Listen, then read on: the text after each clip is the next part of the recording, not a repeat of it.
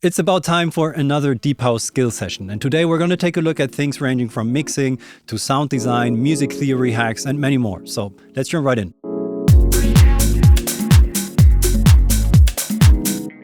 As usually, we're going to start with a very quick overview. So we have a kick drum right here, which I paired up with this very basic bass line. Just a sample playing the same two notes over and over again, but that works sometimes if you combine it with the right things. So we have a chord sound as well. Just a sample here, but we're going to take a look at the processing and how we can figure out the chord and then combine that with other sounds, like something from a synthesizer, for example. Create this little funky guitar. Of course, have more drums.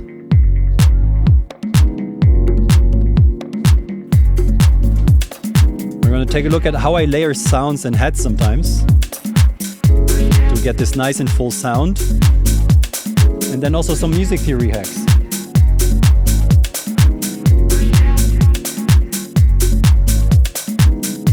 So let's dive right into the kick and bass and some stuff that we can talk about there. And for this specific type of deep house sound, I sometimes like the kick to be relatively short, but kind of low and dark sounding in a way, and to connect very nicely with the bass in a way that the bass really comes out and you can hear it nice and clear.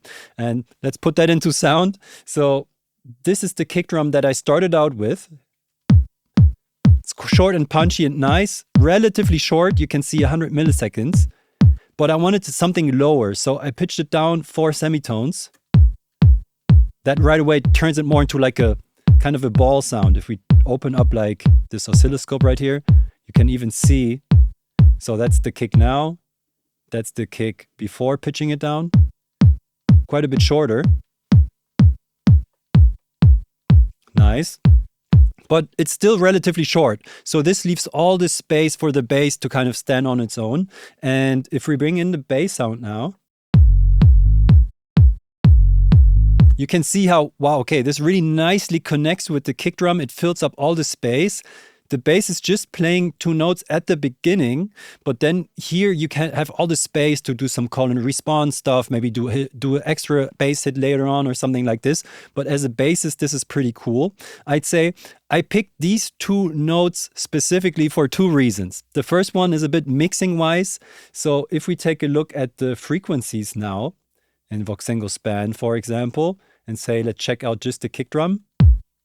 Kick drum, kind of nicely sitting here. It has some sub because we turned it down or pitched it down. You can see it's kind of punching just below 200 hertz and then has a peak here. But we still have this subbiness around 40 hertz, which we could fill up, right? And if we even hover here, you can see, okay, an F sharp, for example, would be 45 hertz. And then a G sharp would be 51, which is sitting just below this kick drum. So if we bring in, or if we just check out the bass for a second, you can see the fundamental, the F sharp, it's really playing this, right? So if we now bring in the kick, you can see, okay, the sub is really nicely sitting here because the kick is relatively short. You also hear those harmonics coming through. And one of the ways to make this work quite nicely is obviously sidechaining. And here I went pretty extreme. So sometimes you want to avoid pumping, but sometimes pumping can actually be quite a musical approach or element. So if you hear just the bass line in solo, and maybe even take a look at that, at what comes out in the oscilloscope as well. It sounds like do, do, do, do, instead of just do, do. Let's maybe turn off the sidechain for a second so you can actually hear it. Too many windows open. Oh my God. So this is with the sidechain. This is without it.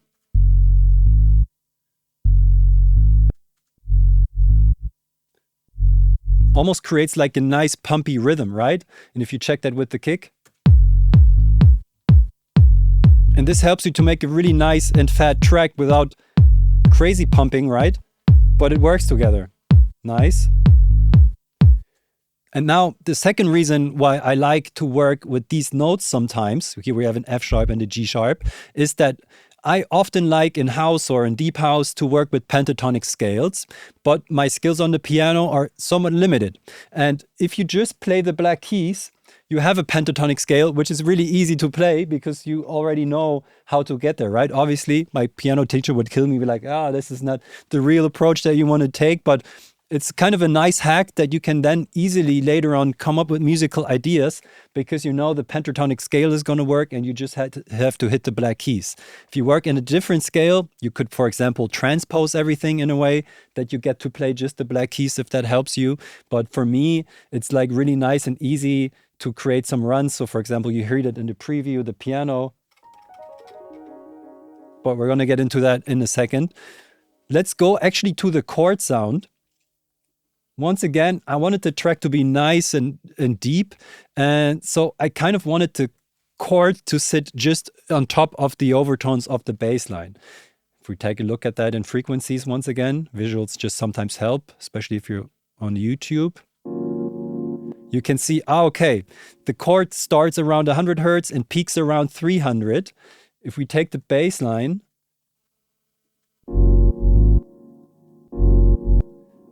this is the fundamental, and then you can see the overtones even have some space to stand on themselves, and it almost looks like one sound now, right? So we have the bass and this, and then the kick separated nicely by the sidechain, and also kind of sitting here now where you have the punch, almost where you have a little dip of the bass line just before the chord comes in. This is the pocket for the kick. See. Once again, let's turn off the kick for a second. This is the pocket and it's sitting there nicely. That's cool. I don't want to spend too much time on the chord because I talked about chord samples in some other videos as well. Sometimes it's just nice to make them a little bit more spacious, but without having them collapse when you flip it to mono, for example. So you want it to be mono compatible, but also a bit wide. And something which is nice for that is, for example, a tremolo or auto pan effect, because whatever you do with panning and movement there works in mono as well. It doesn't mess with the phase that much. So let's compare those. Here it just sits a bit more in the middle and solo.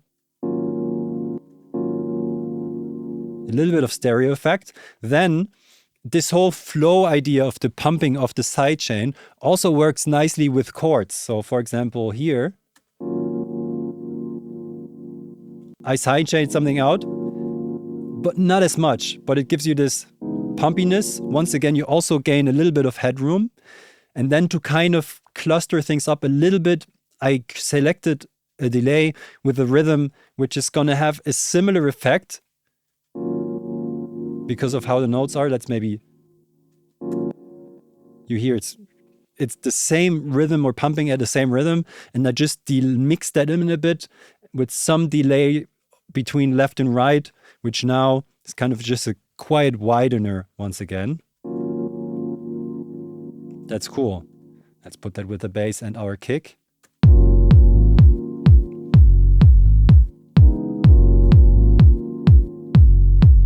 Okay, nice. Now, I usually want some other chords and some things that work in here. Of course, as I said, I already told you the hack that you can just play around with the black keys, for example. But something else which is also nice is to grab a synthesizer and a chord that you have in here.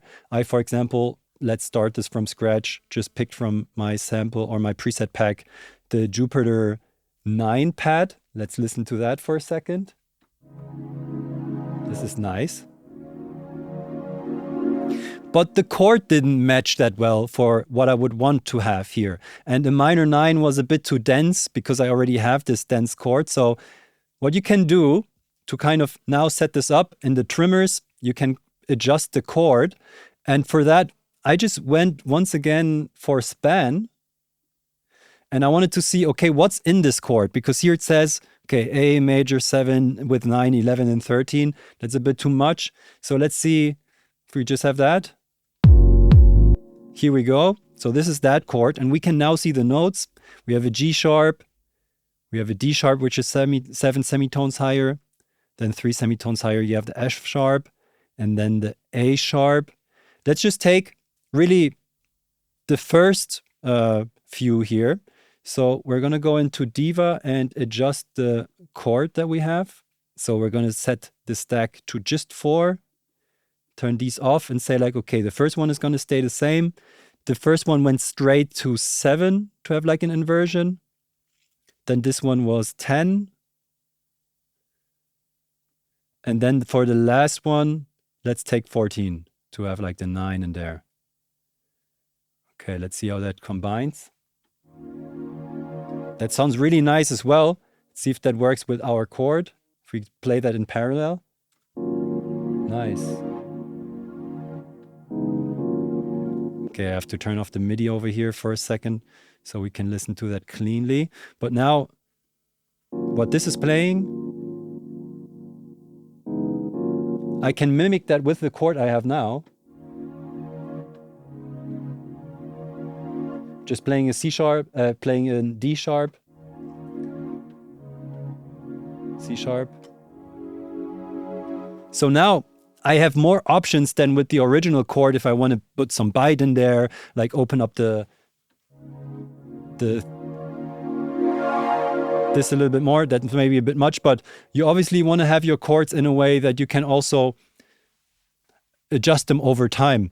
But since we have one sampled chord, which is then layered or accompanied by these synth chords here, you can then play around with them to kind of fill things up. And here, I kind of played with this whole call and response idea a little bit, where you have the bass line. And then for the Juno chord, we can do pretty much the same thing with the sidechain. Set this up in a way that it's almost like a rhythmical effect rather than mixing. It's like, it just pumps a bit. In context.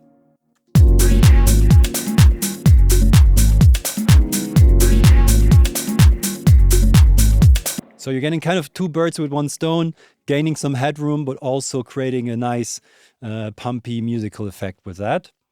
Brings us to the guitar.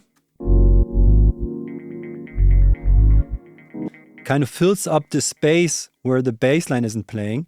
Just a quick look at how you can make a sound like this. Initially, if you turn off the filter and turn this off, you just have this sound right here. It's like a bass sound, right? I filtered that up. So it sounds a bit funny and weird. It's just bring down the frequency, set it to a bandpass. Some resonance is nice. All right, put a little delay on top. That's kind of cool. And then lastly, which is unfortunately not a free tool, but can be nice if you hit this random function over here. Tantra. Just messes it up a little bit. Let's listen in solo.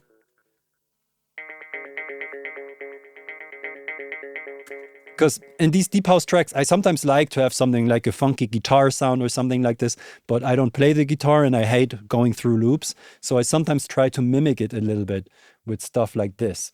So let's put everything together.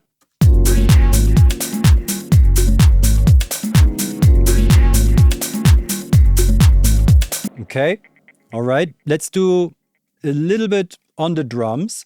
So in here,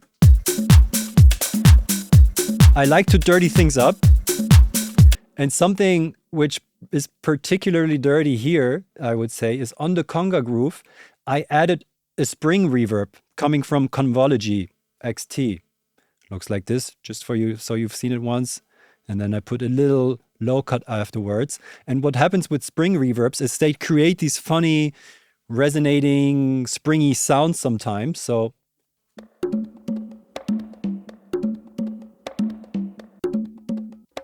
there's some ghost notes in there which I might have to cut out, but like this, that's nice.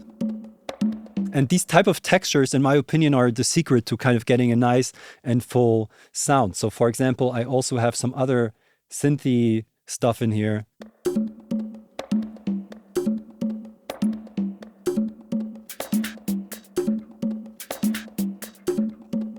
Okay, some shakers. And all of them have some slightly different layers, like here. This is more like a little bit pokey. And then this sounds a little bit more grainy. And then if you put everything together, sounds like this. I'm going to make a video just on house drums once again, like a group, so I'm going over this a bit fast. So that's cool. And then for hats, here in deep house like this, I like to combine some 909 flavored open hats with shakers, because oftentimes if you just have the open 909 hat, it can sound a little bit like you either have to saturate it a lot, but it's a certain sound for a certain rough house vibe, which I feel like in deep house sometimes you want something else. And a great way to kind of add some graininess and fullness is to combine shakers with open hats. So for example, we have this here. You can even see in the waveform how it's a little bit grainy, right? And then the hat itself, it's just like two parts from a loop. Already sounds a bit grainy and nice, but then combined, like this, you can get a nice, crisp, present high end without being too in your face and getting this 909 style. So for deep house, that's sometimes cool. So yeah.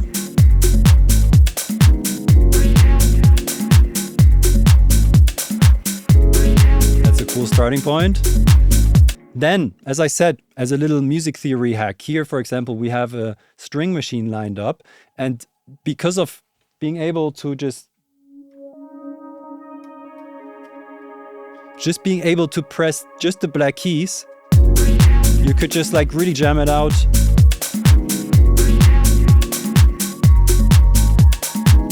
And we have the piano as well. Let's open this up.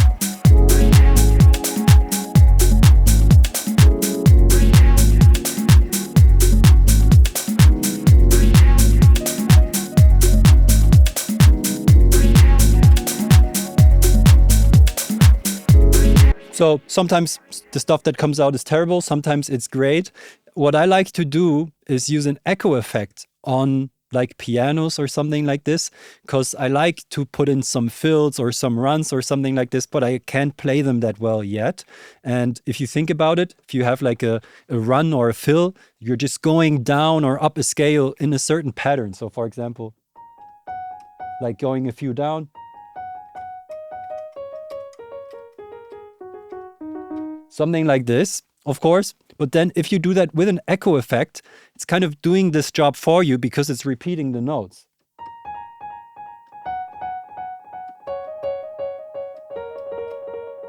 So now if you glide down, that's a cool sound. So that's not nice, but in context.